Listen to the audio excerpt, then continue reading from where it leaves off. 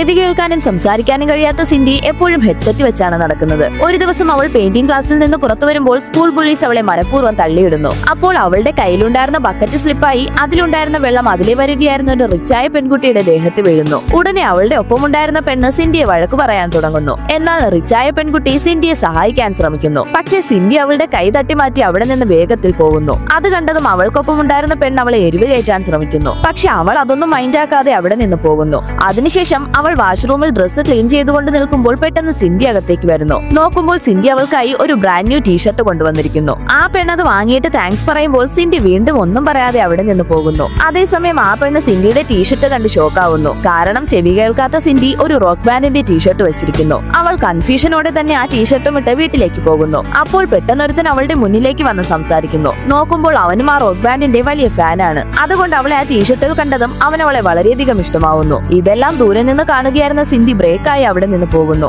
Actually സിന്ധിക്ക് അവനെ ഇഷ്ടമാണ്. അതുകൊണ്ടാണ് അവൻ ഇഷ്ടമുള്ള ആ ബാൻഡിന്റെ ടീഷർട്ട് വാങ്ങി വെച്ചിരിക്കുന്നത്. ആ റിച്ചായ പെൺകുട്ടിയുടെ ദേഹത്ത് വെള്ളം വീണത് കൊണ്ട് വേറെ വഴിയില്ലാതെയാണ് അത് കൊടുത്തത്. പക്ഷെ ആ ടീഷർട്ട് കണ്ടതും അവൻ അവളെ ഇഷ്ടപ്പെടുമെന്ന് സിന്ധി അല്പം പോലും പ്രതീക്ഷിച്ചിരുന്നില്ല.